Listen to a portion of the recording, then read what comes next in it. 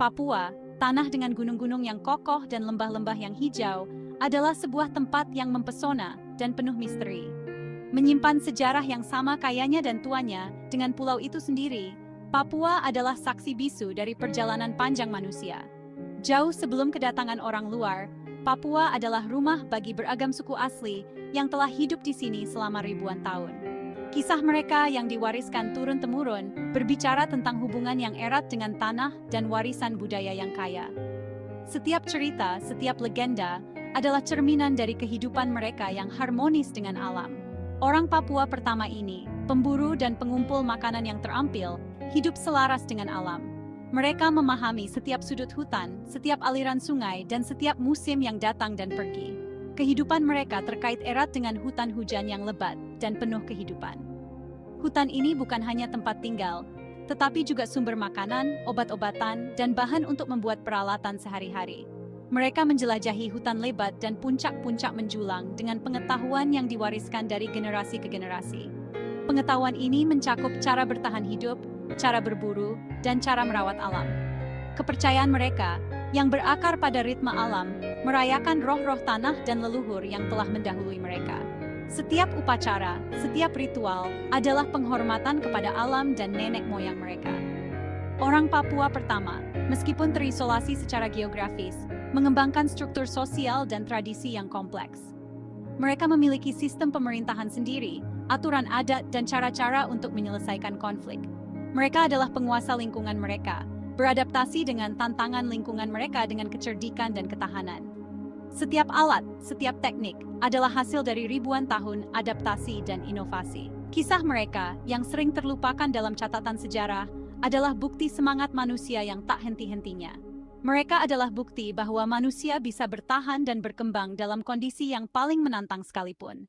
Mereka adalah dan terus menjadi penjaga tanah kuno ini.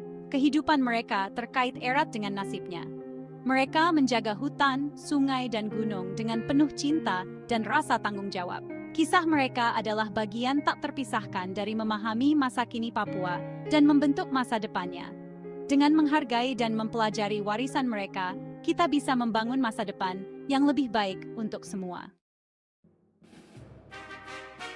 Isolasi Papua yang berlangsung selama ribuan tahun mulai berubah dengan kedatangan orang luar.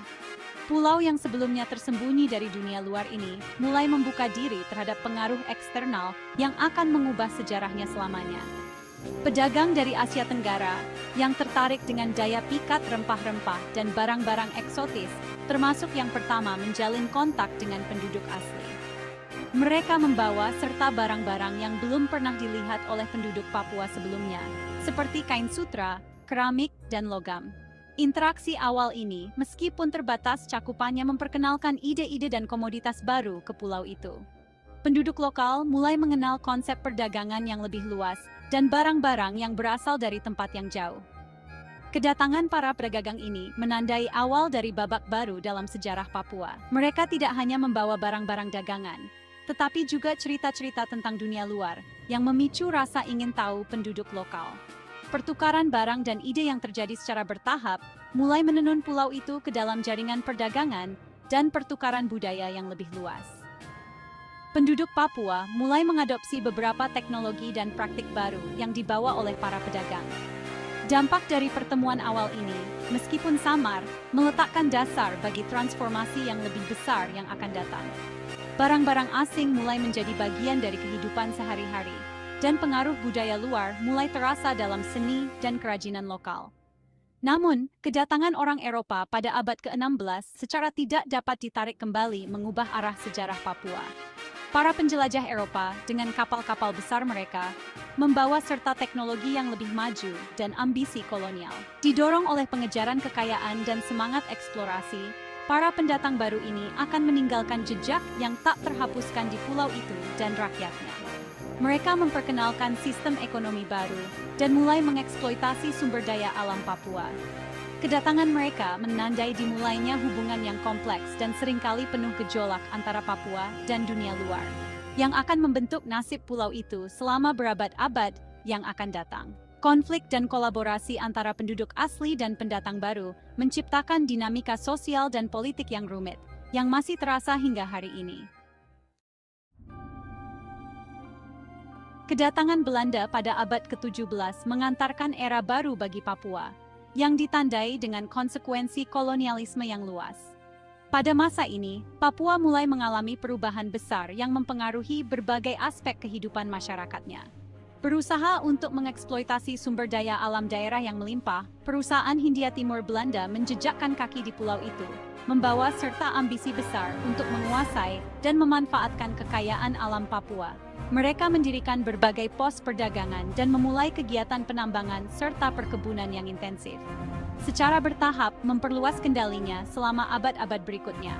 Ekspansi ini tidak hanya melibatkan penguasaan wilayah, tetapi juga penanaman pengaruh budaya dan politik yang mendalam.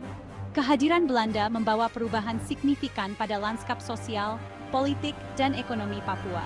Masyarakat setempat mulai berinteraksi dengan budaya dan sistem baru yang diperkenalkan oleh penjajah.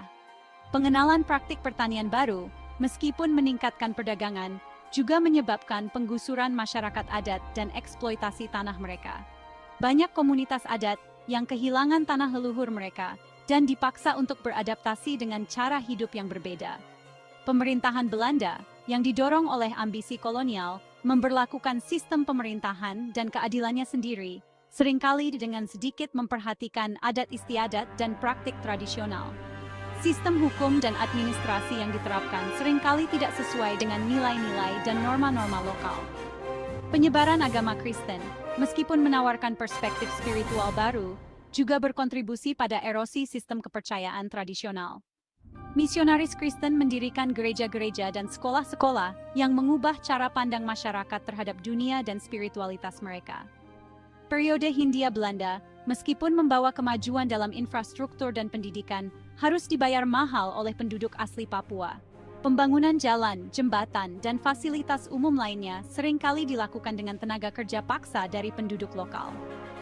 Cara hidup tradisional mereka, yang terkait erat dengan tanah, menghadapi tekanan yang meningkat dari kekuatan modernisasi dan kontrol kolonial. Banyak tradisi dan praktik budaya yang mulai tergerus oleh arus perubahan yang dibawa oleh penjajah. Warisan era ini yang ditandai dengan kemajuan dan eksploitasi, terus membentuk kompleksitas realitas Papua saat ini. Dampak dari masa kolonial masih terasa hingga kini, mempengaruhi dinamika sosial, ekonomi, dan politik di Papua modern. Bagian 4, Gelombang Perang yang Bergejolak, Papua dalam Perang Dunia II. Pecahnya Perang Dunia II membawa konflik global ke pantai Papua. Pulau itu yang secara strategis penting karena lokasinya di teater Pasifik, menjadi medan pertempuran antara pasukan Jepang dan sekutu. Penduduk asli Papua yang terperangkap dalam baku tembak, mengalami kesulitan dan pengungsian saat perang berkecamuk di sekitar mereka. Pertempuran Teluk Milne, momen penting dalam kampanye Pasifik, menunjukkan tentara Papua bertempur dengan gagah berani bersama pasukan Australia untuk mengusir invasi Jepang. Keberanian dan ketahanan mereka dalam menghadapi kesulitan memainkan peran penting dalam membalikkan keadaan perang di wilayah tersebut. Berakhirnya perang pada tahun 1945 mengakhiri pertempuran, tetapi menandai dimulainya perjuangan baru bagi Papua, perjuangan untuk menentukan nasib sendiri. Pulau itu, setelah mengalami cobaan kolonialisme dan perang, sekarang berusaha untuk memetakan jalurnya sendiri di dunia pasca perang. Bagian 5, Tanah Terbelah, Perjuangan Kemerdekaan dan Nasib Papua. Akhir Perang Dunia II mengantarkan era baru dekolonisasi di seluruh dunia. Hindia Belanda, yang dilemahkan oleh perang, menghadapi seruan yang berkembang untuk kemerdekaan dari kaum nasionalis Indonesia. Sementara Indonesia mencapai kemerdekaan pada tahun 1945, nasib Papua tetap tidak pasti. Belanda, yang enggan melepaskan kendali atas wilayah yang kaya sumber daya ini, berusaha untuk mempertahankan cengkeraman mereka di Papua, yang memicu ketegangan dengan Indonesia yang baru merdeka. Perselisihan tentang masa depan Papua menjadi titik pertikaian antara kedua negara, yang membayangi pemulihan pasca perang di kawasan itu. Perebutan kendali atas Papua menjadi terkait dengan kompleksitas geopolitik Perang Dingin yang semakin memperumit situasi. Nasib pulau itu dan rakyatnya tergantung pada keseimbangan, terperangkap antara aspirasi kaum nasionalis Indonesia dan cengkeraman kolonialisme Belanda yang masih melekat. Panggung telah disiapkan untuk momen penting dalam sejarah Papua, yang akan memiliki konsekuensi yang besar dan langgeng bagi rakyatnya.